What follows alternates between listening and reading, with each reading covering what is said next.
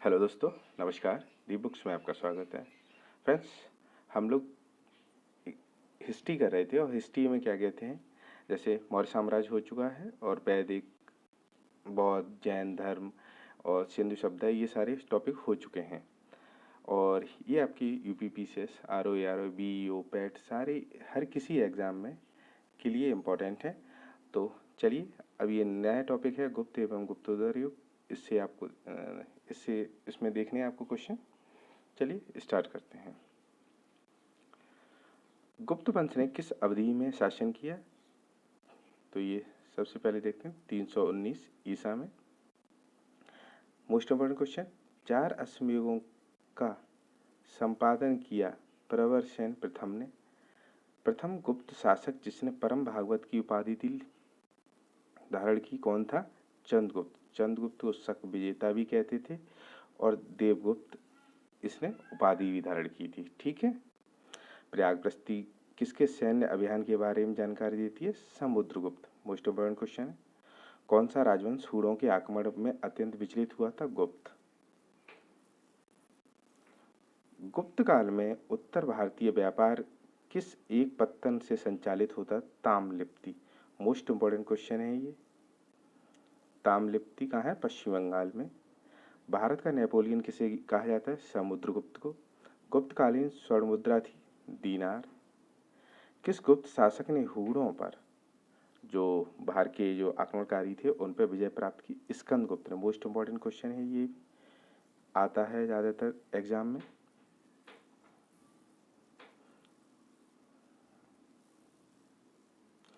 तो रावण किस जाति दल का था?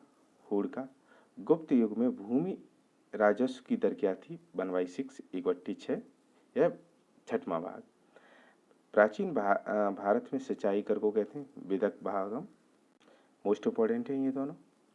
कौन से राजवंश कन्नौज पर आधिपत्य स्थापित करने में त्रिकोणीय संघर्ष में उलझे रहे? पाल, गुर्जर और राष्ट्रकूट। चंद्रगुप्त के 9 रत्नों में से कौन व्यक्ति फलित ज्योतिष से संबंधित था? छपड़क। ठीक है। मोस्ट इम्पोर्टेंट क्वेश्चन है। गुप्त काल में लिखित नाटकों में स्त्री और शूद्र किस भाषा में बोलते थे? प्राकृत भाषा। नगरों का क्रमिक पतन किस काल की एक महत्वपूर्ण विशेषता है? गुप्त काल की।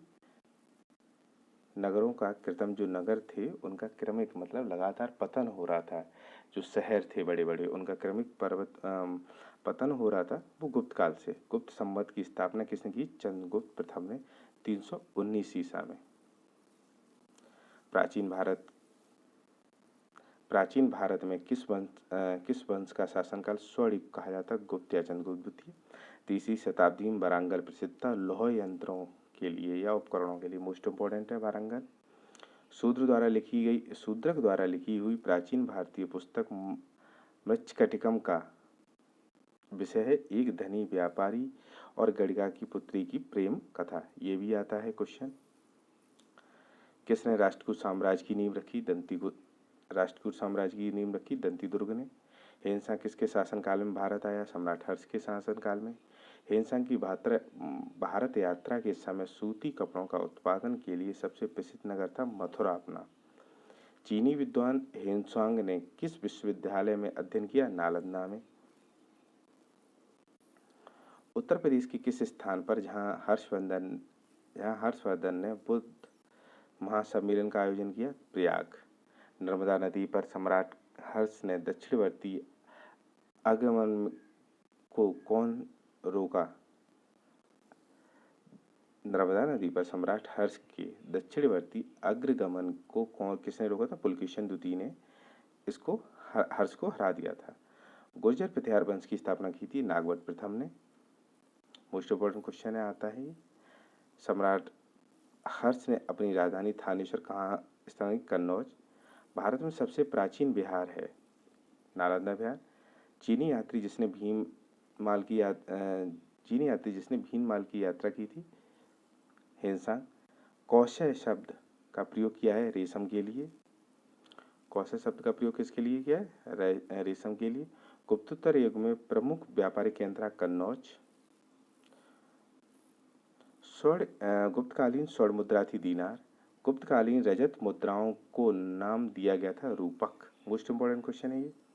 वह गुप्त शासक जिसने सर्वप्रथम सिक्के जारी किए, चंद्रगुप्त प्रथम। मोस्ट इंपॉर्टेंट क्वेश्चन है, हर एग्जाम में आता है ये।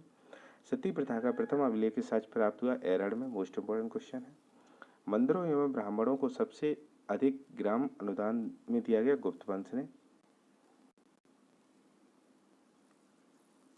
प्राचीन भारत में सिंचाई कर को कहते हैं विदक भागम, ये थोड़ा रिपीट हो गया है। प्राचीन सांख्य दर्शन में महत्वपूर्ण योगदान है कपिल का। योग दर्शन के प्रतिपादक हैं पतंजलि। महाभाष्य के लेखक पतंजलि समसामयिक थे, वो मतलब समकालीन थे ऐसे मान लीजिए, या समसामयिक थे मतलब पुष्यमित्र शुंग के। ये मोस्ट इम्पोर्टेंट है। वैशेषिक दर्शन के प्रवक्ता हैं कणाद। न्यायिक दर्शन के प्रवक्ता हैं गौतम। मीमांसा के प्रणेता कौन है, जैमिनी। कर्म का सिद्धांत संबंधित है मीमांसा से। अद्वैत दर्शन के संस्थापक शंकराचार्य। हर्षचरित नामक पुस्तक लिखी है बाणभट्ट ने। हर्षचरित नामक पुस्तक किसने लिखी है, बाणभट्ट ने। सम्राट हर्षवर्धन ने 2 महान धार्मिक सम्मेलनों का आयोजन किया था। मोस्ट इंपोर्टेंट क्वेश्चन है फ्रेंड्स, हर बार एग्जाम में आता है, कन्नौज और प्रयाग में। आज भी भारत में ह्वेनसांग को याद करने का मुख्य कारण है CU की रचना। ह्वेनसांग ने क्या की, CU की रचना। मोस्ट इंपोर्टेंट क्वेश्चन है। चीनी लेखक भारत का उल्लेख करते हैं, किस नाम से करते, इंतु। ये आप याद रखना, ये दोनों नीचे के क्वेश्चन। आज भी भारत में ह्वेनसांग याद करने का मुख्य कारण है CU की रचना की, और चीनी लेखक भारत का उल्लेख करते इंतु, तू के नाम से भारत का उल्लेख करते हैं। तो ठीक है फ्रेंड्स, तो ये थे गुप्त और गुप्तोत्तर के मोस्ट इम्पोर्टेंट क्वेश्चन, आपको हर एग्जाम में मिलेंगे। तो ठीक है फ्रेंड्स, और अगर PDF चाहिए तो टेलीग्राम ज्वाइन कर लेना, वहाँ से आपको PDF मिल जाएगी। और वीडियो पसंद आए तो प्लीज़ लाइक, शेयर और सब्सक्राइब करें। वीडियो देखने की धन्यवाद। Thank you so much.